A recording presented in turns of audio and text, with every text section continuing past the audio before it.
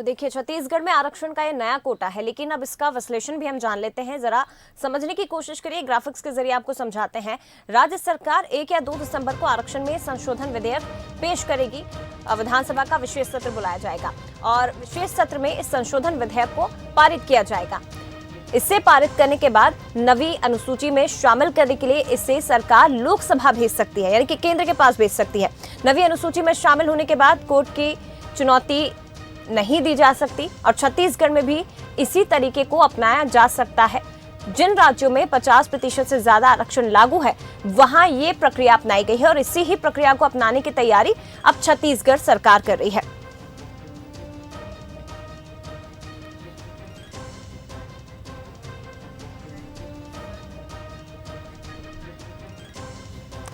चलिए सीधे रायपुर का ही रुख करते हैं। हमारे साथ छत्तीसगढ़ स्टेट हेड आदित्य नामदेव जी जुड़े हुए हैं और उनके साथ मौजूद हैं डॉक्टर अजय चंद्राकर जी, जो कि विशेषज्ञ हैं, और इनसे हम इस पूरी प्रोसेस को समझने की जरा कोशिश कर लेते हैं। आदित्य जी, अब इसके टेक्निकल एसेट समझाइए कि किस प्रकार से छत्तीसगढ़ सरकार अब आरक्षण के मुद्दे पर आगे बढ़ेगी।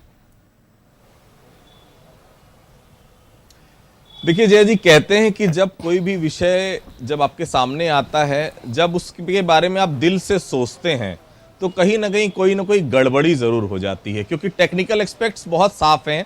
मैं आपको बताना चाहूंगा, जो अब सरकार आरक्षण को लेकर आई है, आरक्षण के जो नए नियम, जो प्रावधान लेकर आई, जो विशेष सत्र में पारित होंगे, उसमें एसटी 32%, ओबीसी 27%, ईडब्ल्यूएस 4% और एससी 13%। इन सबको अगर हम सम अप करते हैं तो ये आंकड़ा पहुंच जाता है 76, मतलब 76।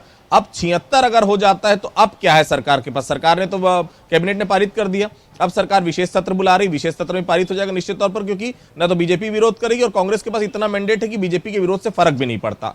अब उसके बाद क्या? उसके बाद भी ये रीस्टेट नहीं हो सकता, उसके बाद भी सरकार को केंद्र सरकार का मुंह ताकना पड़ेगा, क्योंकि जब तक 9वीं अनुसूची में वो शामिल नहीं होगा, जब तक राष्ट्रपति के उसमें सिग्नेचर नहीं होंगे, तब तक वो कानून नहीं बन सकता। तो अभी भी बहुत सारी पेचीदगियां हैं। मेरे साथ बातचीत करने के लिए डॉक्टर अजय चंद्राकर साहब, मैं सीधा उनसे बातचीत करता हूं। सर, जब भी कोई डिसीजन दिल से लिया जाता है उसमें कहीं ना कहीं कोई दिक्कत होती है, पेचीदा और हो गया ये पूरा मामला। अब बिल्कुल दिल अलग जगह है, लेकिन व्यवस्था संविधान सम्मत निर्णय दूसरी बात है। यह जो जब तक नवी अनुसूची एक्चुअली भारत में आया था लैंड रिफॉर्म के ऊपर नेहरू जी के समय, लेकिन मूल बात यह है कि छत्तीसगढ़ की विधानसभा इसे पारित कर देगी, लेकिन चूंकि नवी अनुसूची का मामला है और इसमें काफ़ी डिबेट हुआ है मौलिक अधिकार के ऊपर, और मौलिक अधिकार जैसे कुछ राज्य कह रहे थे कि प्रमोशन को हम नवी अनुसूची में डाल देंगे। सुप्रीम कोर्ट का कहना था कि प्रमोशन मौलिक अधिकार नहीं है, तो कई राज्य आरक्षण को डालने का प्रयास कर रहे हैं। लेकिन आरक्षण को तो आप अपने असेंबली से पारित कर सकते हो, लेकिन नवी अनुसूची में शामिल करना है, इसलिए लोकसभा के दोनों सदन में इसे पारित कराना पड़ेगा। और पारित कराने के बाद राष्ट्रपति जी देखेंगे कि यह विधेयक जो पारित हुआ है वह संविधान सम्मत है कि नहीं, कि संविधान के बेसिक स्ट्रक्चर के विपरीत है। इन सब दृष्टिकोणों से ये टाइम टेकिंग चीज़ है और इसमें टाइम लग सकता है। साथ ही साथ यहाँ पर सुप्रीम कोर्ट भी अलग अलग डिसीजन दी है, लेकिन यहाँ पर आरक्षण में आप 76% की बात कर रहे हैं, तो निश्चित रूप से वो सुप्रीम कोर्ट का एक निर्णय था, और सुप्रीम कोर्ट भी अगर 11 बेंच का जजों का टीम रखेगी तभी संभव है। ये काफी पेचीदा विषय हो गया। सर, एक सवाल मेरा लाजमी सा है कि ईडब्ल्यूएस को 10% आरक्षण केंद्र सरकार ने दिया, आपने 4% कर दिया।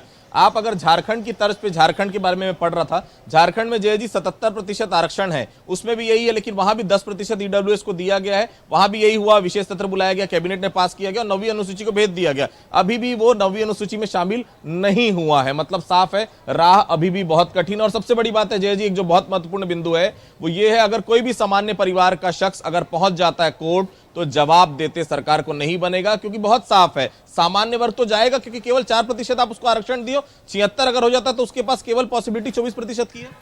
बिल्कुल, सरकार जिस तरह से कोई भी सरकार इस तरह से निर्णय लेती है, जब 10% केंद्र सरकार के द्वारा पारित हो गया है तो उसको आप भी लागू कर देते अपने स्टेट में, और इस तरह से 4% कर दिए तो विवाद तो बनना ही है। और विवाद की स्थिति आने के बाद कोई भी कोर्ट का सहारा लेंगे और वहाँ पर यह लिंगारान हो सकता है।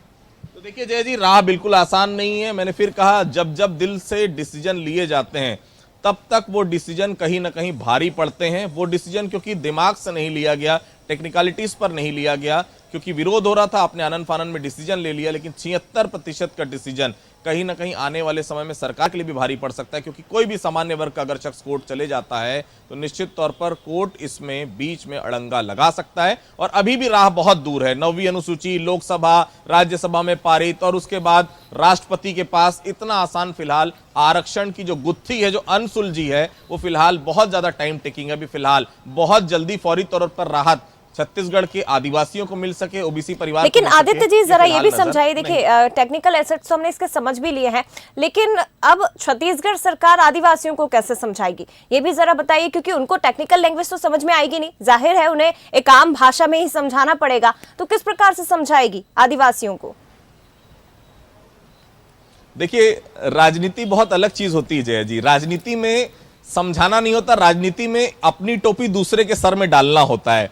ये शब्द मैं इसलिए कह रहा हूं क्योंकि आपने तो ये कह दिया सरकार ने कि हमने तो पारित कर दिया भाई, हमने विधानसभा में हम पारित करने जा रहे हैं 1 तारीख को, हमने अपनी कैबिनेट से पारित कर दिया। अब तो भाई जो भी रोक लगा के रखी है वो केंद्र सरकार ने लगा के रखी है। जो भी लेट हो रहा है वो लोकसभा राज्यसभा, मतलब साफ है केंद्र जब तक अनुमति नहीं देगा जब तक ये लिंगर ऑन होगा। सर यही बात है। बिल्कुल, क्योंकि जो भी अनुसूची का मामला आता है, संविधान के अनुसूची में डाला जाता है जिन विधेयकों को, तो वहाँ पर केंद्र की सहमति आवश्यक है। और मूल बात और है आदित्य जी कि यहाँ पर न्यायपालिका भी देखती है कि जो अधिनियम बना है, विधेयक पारित हुआ है, वो संविधान के बेसिक स्ट्रक्चर के विपरीत तो नहीं है। यह भी एक बहुत बड़ा प्रश्न होता है। तो फिलहाल बहुत साफ कहूंगा कि शुरुआती तौर पर चूंकि भानु प्रतापपुर उपचुनाव है, आदिवासियों का लगातार विरोध है, तो सरकार ने कहीं ना कहीं ये बात करने की कोशिश की है, हम आपके साथ खड़े हैं, हमने हमारी कैबिनेट ने पास कर दिया, मतलब सरकार ने पास कर दिया, विधानसभा में भी हम पारित करा लेंगे, मतलब हम आपको तो आरक्षण देना चाहते हैं, लेकिन अब जो भी अड़ंगा हो रहा है या जो भी लिंगर ऑन हो रहा है उसके लिए हम नहीं, केंद्र सरकार दोषी है। जय जी। बिल्कुल, लेकिन देखिए कि भले ही विधेयक भी ले आया जाए आदित्य जी, लेकिन विधेयक लाने के बाद भी खतरा कम नहीं होगा। फिलहाल शुक्रिया आपका तमाम जानकारी के लिए, तमाम बातचीत के लिए, और जो विधानसभा कैबिनेट के प्रस्ताव के मुताबिक जो आरक्षण आया है इसके टेक्निकल एक्सेस क्या है उसे समझाने के लिए। और देखिए कुल मिलाकर ये कहा जा रहा है कि अभी भी खतरा कम नहीं हुआ है, क्योंकि आदिवासियों को इसे लेकर समझाना बहुत ज्यादा जरूरी है।